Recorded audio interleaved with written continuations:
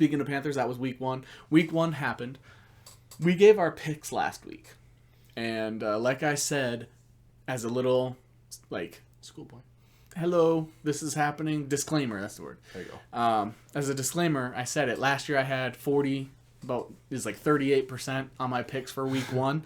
This year, the exact same, 38% on the predictions and / like bets. And it was 50% on winners, 38% on predictions. So like covering and who covered and that sort of thing. So same as last year. And then last year I ended with like high 60s, almost 70% for the last few weeks. 100% in the playoffs except for Super Bowl. So basically on the same trajectory as last year. So I'm not surprised. It was very poor selections. It just we didn't do quite well. But, you know. This is not betting advice. This is not betting advice. So, gonna go over week 2. But, yes, all these projections are just guesses, thoughts. This is what I think's gonna happen. This is not betting advice. Don't take it as betting advice. So, if you lose money on it, that's on you. Shouldn't have listened to some dude who was 38% in week 1. So, this is in, like... Tonight? This is tonight. All these games are in chronological order of, like, as they're happening. Giants versus football team. I said that football team will win and cover. They are 3.5-point favorites. I think they'll win by more than a field goal. Then it's Bengals versus Bears. I think the Bears will win and cover. They are only 2.5-point favorites. I think the Bears can easily win by a field goal. The Texans versus the Browns. I think the Browns win and cover. They are 12.5-point favorites. I think the Browns do win by 2 touchdowns. I put down I would not bet this because that is such a huge difference. Yeah, and the Texans blew out the Jags last week. So but the Jags aren't great. But no one expected the Texans to win last week. Exactly. That's why you stay away because you don't know at this point. Yeah. However, if I were, I think that is like the one I question most. I wouldn't be surprised if Cleveland wins and the Texans cover that because that's 2 touchdowns. Right. That's a pretty big margin, but I could see them winning like 38-14, like some big margin like that. So I do think Browns win and cover. However, that's a hard one because the Texans did so well, but the Browns almost beat the Chiefs. Browns have a tendency to play down to their opponent a lot. So do the Vikings. So do the Vikings, and Stefanski used to work for the Vikings. Yeah. Like it's one I probably would want to stay. I'd want to stay away from. The Rams versus the Colts. I said the Rams will win and cover. They are 3.5-point favorites. Here's a quick thing. Was slightly. Speaking of the Rams, Stafford won Offensive Player of the Week. I think. Do you think he should have? No, because Kyler Murray had 4 passing touchdowns and a rushing touchdown. Yeah, I think Kyler Murray should have had the Player of the Week for the NFC, but. He's in an LA team and he's on a new team and he's been a story more than Kyler Murray has. So just like Tom Brady won, I think he won some sort of NFC award as well. Yeah. And it's like, you weren't the best in the NFC either. Yeah. So just didn't make sense. But yeah, I think that's another one that I'm not sure if the Rams beat the Colts by at least a field goal. That's just what I think would happen. I think so too. But yeah, it might be closer than I expect. I said the Bills will beat the Dolphins and cover. I think the Dolphins kept it close with the Patriots. I think the Dolphins and Patriots are both kind of overrated this year, and I think the Bills were weak in week 1, but will bounce back. Speaking of New England, I think they win and cover against the Jets. I think New England, while being overrated, the Jets are the Jets. Jets suck. I think Shannon Sharp did that. Jets suck. So yeah, I think they're 6-point favorites. The Patriots are so. TD touchdown. Yeah, missed extra point potential. By the way, last week, 2 of the games that we said winning were and cover, 0.5 point. Niners only covered over the Lions by 0.5 point. We said Niners would win, Lions would cover. Anyway, the Niners, speaking of them, versus the Eagles. The Niners are 3-point favorites over the Eagles. I think they win and cover. The Eagles destroyed in week 1. They did really well. I don't think that's going to happen again. The Niners are just too good. I think that's the best division in football versus the worst division in football. Right. It's right up there with the NFC North. And, I just... Hey, now we're in first place. Yeah, I think the Niners cover and win. That's a theme this week. A lot of the favorites are the people I pick, which is not a good sign because a lot of the people that win a lot of money in like Vegas and sports betting are people that bet on the underdogs. So it's not a good sign. Raiders versus Pittsburgh.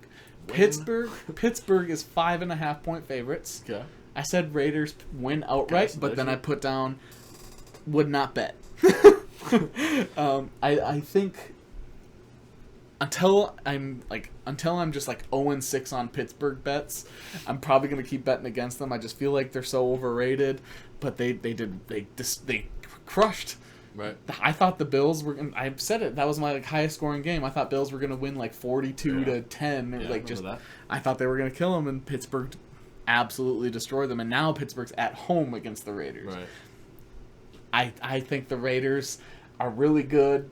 I just I don't know. I wouldn't bet it. Okay. They're two unpredictable teams, and I just can't. I can't deal with them. So I think Raiders will win outright. So Pittsburgh won't win or cover, but I wouldn't bet it anyway. Saints, I think they'll win and cover over Carolina. I think 3.5 points will go up by the end of by the time the game comes around. I think that'll be closer to 4 to 5 points. Sure. I think a lot of people are going to start betting on the Saints. With Jameis Winston as your quarterback, you should always expect to win by at least a touchdown. Yeah, I mean, you could expect 5 touchdown passes each week. Yeah. So it's five touchdown passes with less than 300 yards. Yeah. Probably 148 yards. Something like it was a very small amount of yards. They were just all touchdown passes. Okay. Just let him throw the ball more because every time he throws it, it's a touchdown. Clearly, that's the solution. Broncos versus the Jags. They are 6-point favorites. I think the Broncos win and the Jags cover. I think 6 points is a lot. If that was a 3.5, I would I'm questioning the Jags being able to cover 6 points. I don't know how you feel about. I never feel confident about the Jags. Exactly, but I'm thinking so they shut down Saquon Barkley. The Broncos did.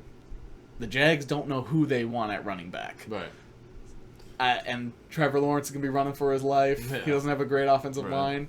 Yeah, I picked the Jags to cover, but I'm picking it now. I'm probably wrong on that one. That's another one I'd probably stay away from. Another one I said I would not bet. Atlanta versus the Buccaneers. I said Bucs win because they're 12-point favorites. I said the Falcons cover. Okay. Falcons got demolished week 1. Win a game that I thought they'd win. And this is against the Super Bowl champs, but they beat the Dallas Cowboys, who are a good team. I think the Falcons aren't as good as the Cowboys, but 12 points is so much. But I put down again, I just would not bet it.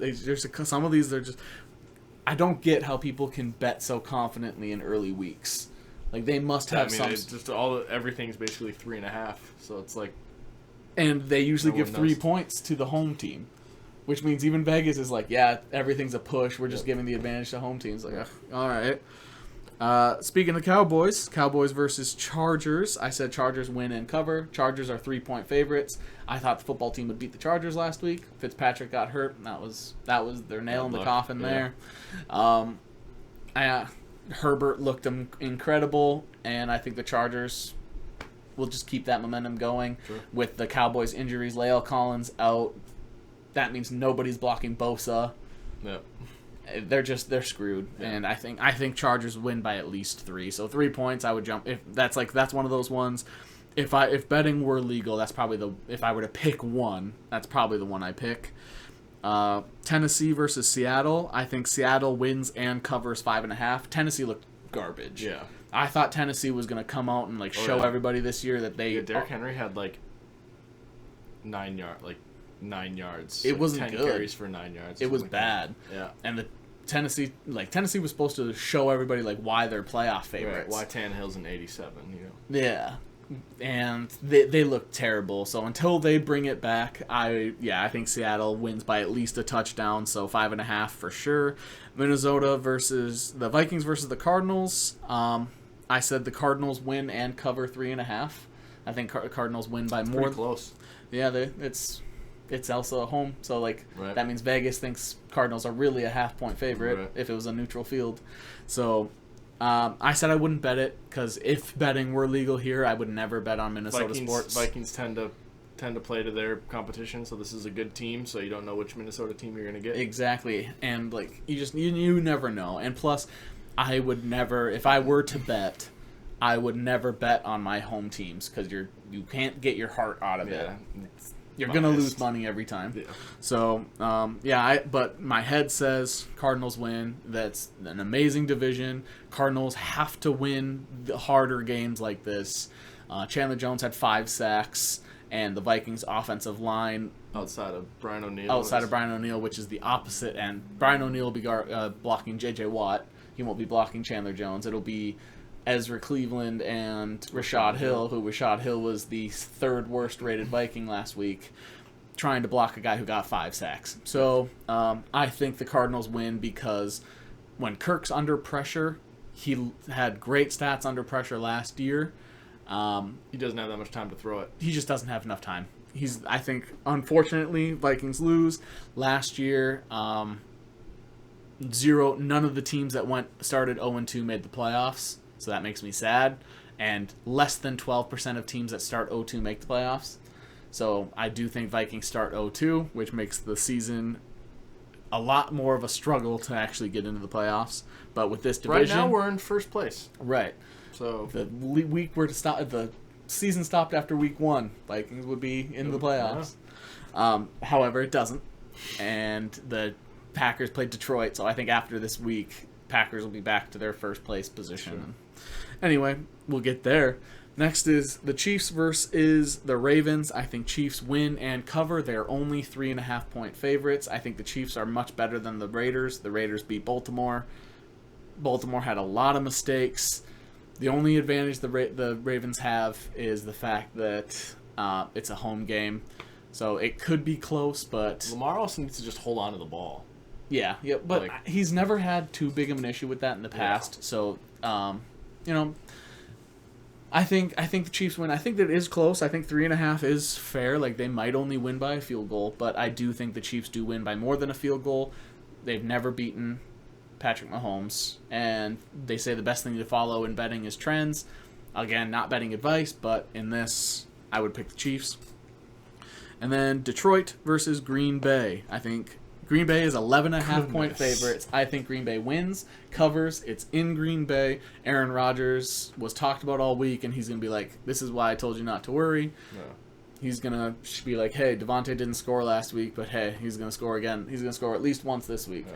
And it's just, I think that's out of all there's 2 12-point games and an 11-point game, or basically 12. Out of all the big spreads, that's the one I would pick. And then one little fun thing about all the lines for the week, I thought it was not a single game has an over/under of less than 40. Okay. Every single game says it's at least the lowest. The lowest over/under was tonight, the Thursday night football game, which was 40 or 40.5. Okay. So and that's the lowest. So they expect, crazy. Yeah. And so I don't know if it's the league overreacting, like the sportsbooks overreacting, or if that's just a sign of where the NFL's heading. Like, you should expect every team to score a minimum of 20 points. Then, right? So you're expecting every team to score at least 2 touchdowns and 2 field goals every game. And we'll miss an extra point. So yeah, or 3 touchdowns and a missed extra point. Like. You're expecting there was a couple games that were almost an over/under of 60. So, the Vikings over/under was like 54.5 or 50.5. That's about right. So that means with the Cardinals being, what were they, 3.5-point favorites? Yeah, 3.5-point favorites. If it was, we'll just say 45. That means that 21 to 24. Yeah, like that seems all right. It just. That just, to me, that's so weird when, I think defense is so huge and, I love defensive battles. It's a very clear sign that the league is now almost 100% offense.